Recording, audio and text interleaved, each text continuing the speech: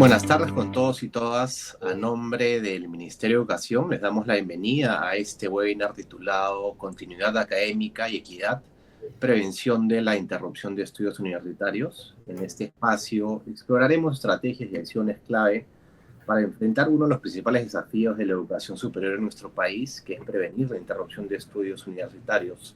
Sabemos que esta problemática afecta especialmente a estudiantes en situación de vulnerabilidad. Por ello abordaremos temas fundamentales como la identificación temprana de riesgos, el diseño de intervenciones efectivas y el fortalecimiento de la equidad y calidad de la educación superior. El día de hoy nos acompaña Magno Ortega, él es coordinador de la Dirección de Políticas para el Desarrollo y Aseguramiento de la Calidad de la Educación Superior Universitaria del Ministerio de Educación, quien compartirá conocimientos y experiencias para ayudarnos a generar un impacto positivo en nuestras instituciones educativas y en las personas que verán este webinar. Muchas gracias por acompañarnos, Magno, y te damos la bienvenida y pase para que puedas presentar compartir todo este conocimiento con nosotros. ¿Qué tal, Fernando? Muchas gracias. Buenas tardes con todos.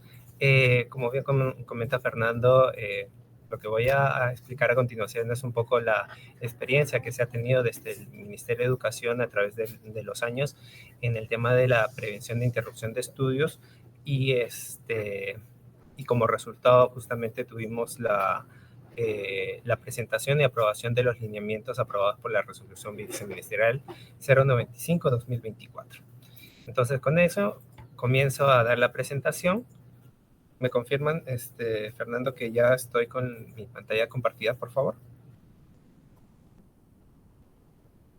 Listo, muchas gracias. Entonces, ¿por qué es importante prevenir la interrupción académica? Y esto también está especificado dentro de los lineamientos, ¿no? Porque dado que en el Perú la interrupción está volviendo a sus tasas de normalidad, porque generalmente teníamos una interrupción entre 11, como ven ahí, entre 11 y 14%. ¿Por qué digo que está regresando un poco a la normalidad, aunque no es un evento o un fenómeno que se desee en los estudios universitarios? Porque esta tasa de interrupción se vio aumentada el 2020 justamente y 2021 justamente por el evento de la pandemia generada por el COVID-19. Entonces, sí es importante porque visualiza un fenómeno que también forma parte de la Política Nacional de Educación Superior, justamente el fomentar la permanencia de los estudiantes en el sistema universitario, ¿no? Entonces, con eso tenemos que tener en claro cuál es el concepto de interrupción de estudios. Entonces, de acuerdo a esta normativa nacional, consideramos interrupción de estudios al cese de la matrícula sin haber culminado el programa académico. Entonces, puedo estar en primero, segundo, tercer, quinto ciclo, etcétera, sin haber culminado el programa académico y contar con un cese, que puede variar en la temporalidad, que justamente pueden ser esta interrupción temporal o definitiva, ¿no? Y esta influencia, como comento en la diapositiva, es por diferentes causas o motivos, ¿no? Entonces, es importante reconocer las tasas de interrupción en el sistema universitario. Acá y en el documento de política, la RBM aprobada el año pasado, establecíamos ejemplos, o más que ejemplos, la estadística del 2020, 2021 y 2022, que acá lo pueden verificar en la lámina. Sin perjuicio de ello, en un esfuerzo también de la Dirección General de Educación Superior Universitaria, hemos logrado hacer un compendio de información estadística que se encuentra en el escale del Ministerio de Educación. Entonces, también la invitación a ustedes, público, que puedan acceder a la página del escale, que cuenta justamente con esta información que acabamos de subir, en la cual van a poder encontrar tasas de interrupción por tipo de gestión pública o privada, incluso por universidades, ¿no? Entonces, ahí la invitación está hecha. Justamente este era un poco el marco del 2024 con el cual habíamos estado trabajando, pero ya contamos con estadística abierta que pueda ser utilizada por todos ustedes. Entonces, el ARBM 095, que aprueba justamente estos lineamientos para la promoción de la prevención de estudios, se basa en documentos o en normativa establecida. para comentarles un poco que el 2021 se actualizó el reglamento de la Ley General de Educación. Entonces, acá en la parte que se actualizó del reglamento de la Ley General de Educación está enfocada a la parte de educación inclusiva. Entonces, educación inclusiva viendo desde este contexto en que necesitamos que los estudiantes se queden dentro del sistema universitario o en general del sistema educativo, porque la Ley General de Educación está para todos los niveles, ¿no? Entonces tenemos ese gran gorro del reglamento de la Ley General de Educación que aterriza luego en un plan marco para la educación inclusiva, en la cual también se encuentra la educación superior. Entonces, este plan marco fue aprobado el 2022. Entonces, en este plan marco se establecían ciertas tareas que cada una de las direcciones del Ministerio de Educación tenía que realizar. Entre ellas, para la DIGESU estaba justamente la elaboración y aprobación de estos lineamientos para la prevención de interrupción. Entonces, como podemos ver, es un gran gorro que tiene el Ministerio de Educación para poder realizar acciones, entre las cuales se encuentra la aprobación de estos documentos que son orientaciones. Nuevamente, los lineamientos tienen carácter orientativo, que quiere decir que sirven de guía a las universidades. No es un lineamiento de obligatorio cumplimiento, sino que las universidades pueden recoger esta suerte de guía, de acciones específicas que pueden realizar para que puedan fomentar la educación inclusiva y la prevención de interrupción de estudios en sus casas de estudio. Entonces, considerando esto, el propósito justamente de la RBM 095 es establecer acciones institucionales que puedan realizar las universidades que permitan justamente reducir la interrupción. Nuevamente, comentarles de que la interrupción está reduciendo, pero volviendo básicamente a los índices que tenía antes, ¿no? Reduciendo desde la pandemia, pero volviendo a estos índices que se tenía antes. Sin embargo, si bien es cierto, se está reduciendo en estos índices, pero es importante ver las causas y realizar acciones para que la interrupción de estudios sea de la menor posible, ¿no? Entonces, ¿cuáles son los principales componentes de los lineamientos? Son 4 los principales componentes, que es la de identificar, diseñar, plan de trabajo, implementar. Este enfoque tiene el enfoque de la mejora continua, donde primero identificamos y diagnosticamos a todos los estudiantes con riesgo de interrupción. Entonces, ¿para qué nos sirve identificar a estos estudiantes? Porque de acuerdo a las características específicas de estos estudiantes, se diseñan intervenciones para reducir el riesgo de interrupción de estudios. Con este diseño se realiza un plan de trabajo, esto es lo que indica las orientaciones, y este plan de trabajo se debe de priorizar justamente a la identificación de estos estudiantes, ¿no? Y luego implementar estos arreglos institucionales, este plan de trabajo que nos va a permitir nuevamente identificar para ver si es que los estudiantes en riesgo de interrupción siguen siendo los mismos, han bajado las tasas, etcétera, para poder tener este círculo de la mejora continua, ¿no? Con ello, ¿quiénes son los estudiantes en riesgo de interrupción? En general son todos los estudiantes, sin embargo, hay algunos que sí tienen un riesgo un poco mayor, que son los que, por ejemplo, presentan dificultades económicas, bajo rendimiento académico, problemas de salud mental o barreras territoriales, entre otros. Entonces, acá estamos dando como que una amplia gama de quiénes son los estudiantes que tienen riesgo. Por eso que es súper importante que las universidades, cada casa de estudio, pueda hacer una identificación de cada uno de los estudiantes con las características específicas para saber cuáles son las acciones que se deberían desarrollar para poder bajar las tasas de interrupción. En ese contexto, ¿cómo identifico el riesgo de interrupción? Justamente las universidades deben desarrollar sistemas que le permitan el monitoreo de estos indicadores claves, como por ejemplo la asistencia, los rendimientos académicos, las condiciones socioeconómicas. Entonces, porque al contar con esta información oportuna va a permitir a las universidades poder realizar este primer proceso de identificar por cada una de las características que puedan llegar a tener los estudiantes. Entonces, luego de eso, ¿qué estrategias de retención estudiantil puedo realizar? Hay N estrategias de acuerdo a las características de cada uno de los estudiantes. Si, por ejemplo, tienen riesgo de interrupción por cuestiones económicas, pueden realizar una ampliación de becas, créditos educativos, ayudas económicas, pero sin embargo, no solamente el tema pasa por las cuestiones económicas, sino también por ejemplo, el fortalecimiento del servicio de tutoría en caso de los estudiantes vean, pues, se hace el seguimiento y el diagnóstico en que tengan bajo desempeño académico. Entonces, a los estudiantes que por bajo desempeño académico puedan dejar los estudios, poner los servicios de tutoría a su disposición con ciertas estrategias específicas para que puedan utilizar las mentorías, la atención de salud mental, entre otros. Nuevamente, acá solamente estamos dando un ejemplo pequeño de todas las estrategias que puedan realizar las universidades, que se encuentra un poco más detallado en los lineamientos, pero el motivo de la exposición de estas estrategias acá en el webinar era para que podamos tener un ejemplo general o ejemplos generales de lo que se plantea o se puede llegar a plantear dentro de los lineamientos. Ahora, opciones para la mejora de la permanencia. Las universidades deben implementar modelos híbridos, educación a distancia, horarios flexibles.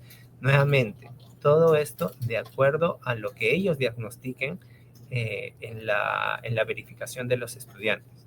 No todos son por cuestiones académicas, sino pueden ser por cuestiones de carga de trabajo, etcétera, que puedan hacer que la universidad, en el marco también de la gestión académica, pueda establecer estas formas de dotar el servicio educativo, ¿no?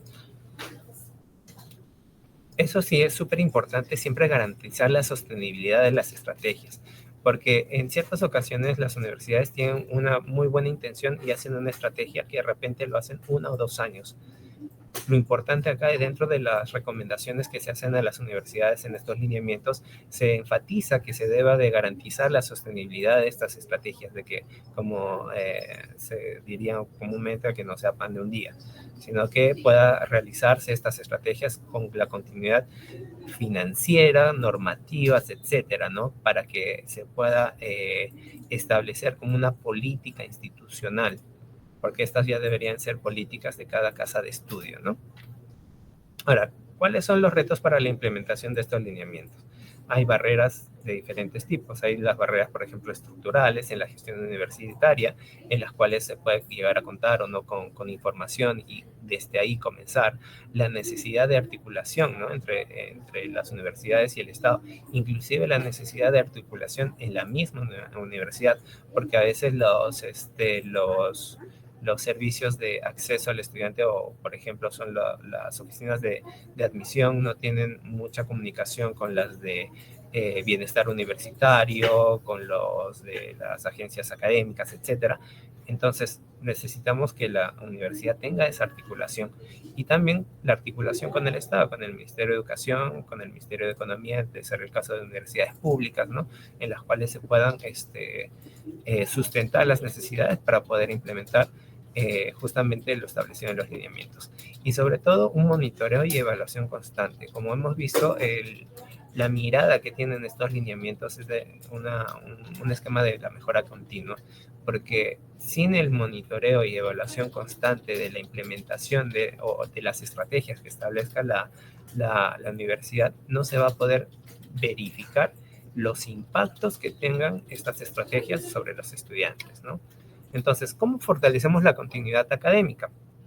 La interrupción de estudios, como bien comentamos ahí, estudios universitarios, es un desafío nacional que requiere un enfoque integral.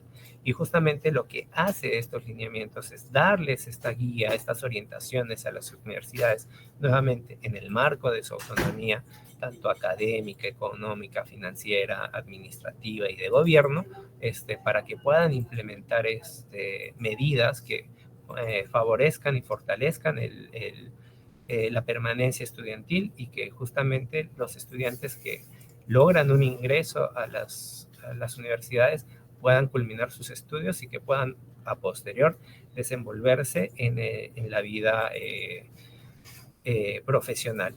Nuevamente es un trabajo que comenzó desde el año 2021, incluso 2020, porque se vio un aumento justamente en la tasa de interrupción, que hizo que el Ministerio de Educación, a través de la Dirección General de Educación Superior Universitaria, comience a tomar en consideración cuáles eran las causas que estaban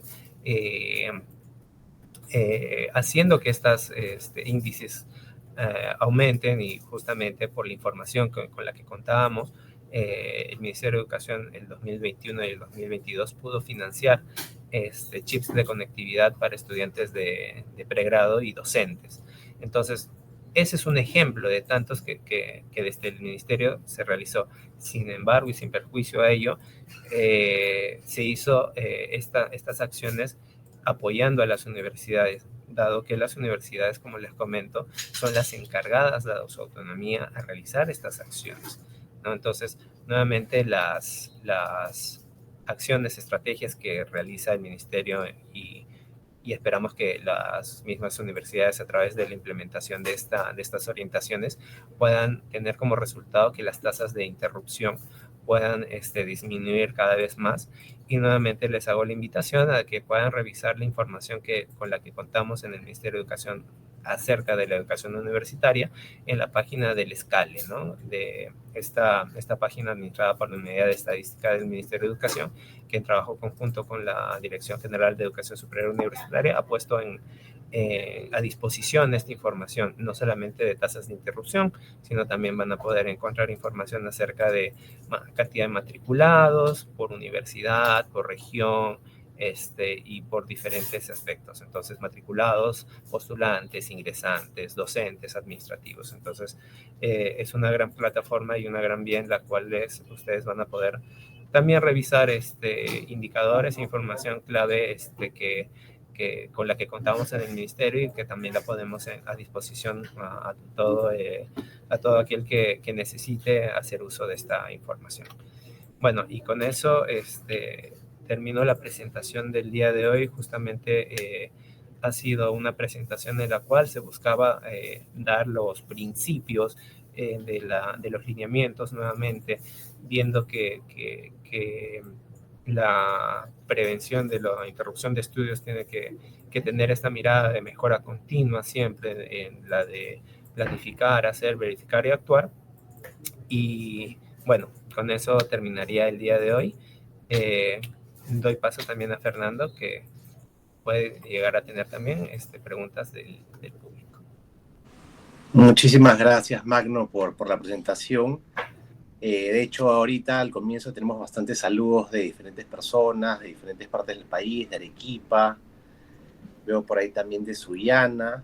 Entonces, yendo un poquito más conversando previamente entre nosotros antes de que las personas vayan dejando sus consultas también, ¿qué factores podrían, por ejemplo, pensando en las universidades para que puedan identificar de cierta manera, qué factores podrían ser los principales que las universidades podrían de cierto modo irse dando cuenta, viendo alumnos que podrían entrar en riesgo de interrupción de estudios? ¿Qué podríamos comentarle a las universidades?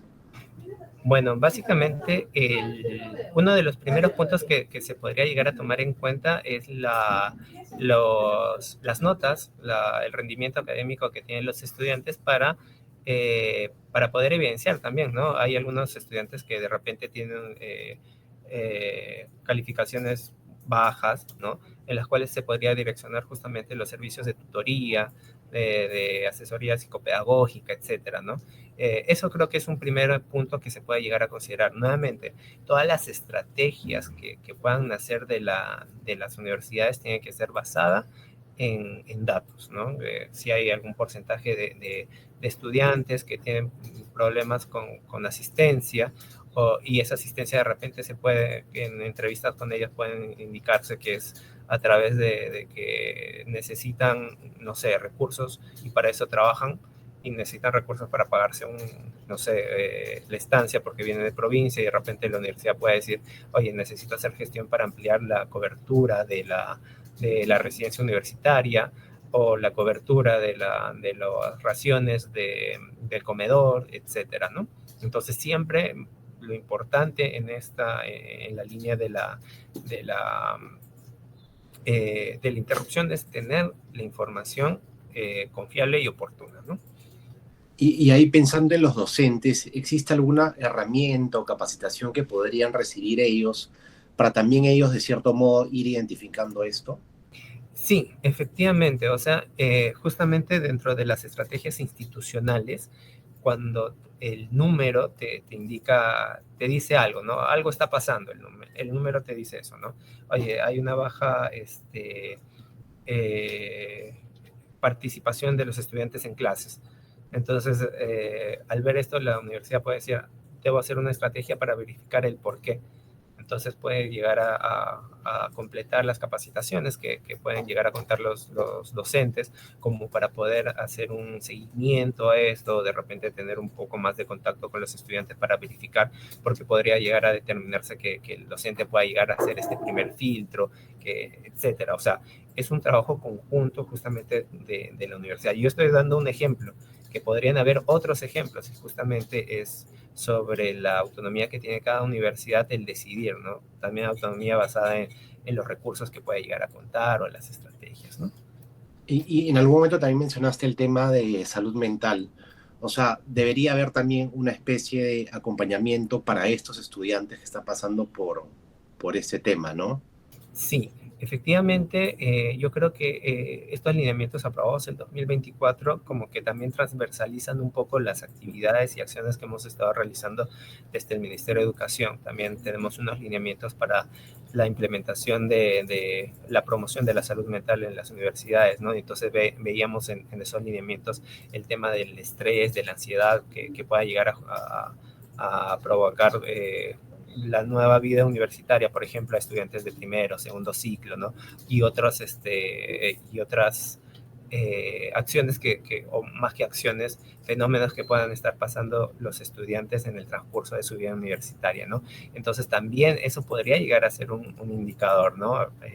El hacer un seguimiento justamente a la salud mental de los estudiantes como para poder tener una estrategia, ¿no? Y normalmente, ¿en qué ciclo se da más la deserción universitaria? O sea, de lo que han podido ver desde que más o menos iniciaron en el 2020 hasta ahorita. Sí, básicamente el mayor grueso de interrupción siempre están en los primeros ciclos, ¿no?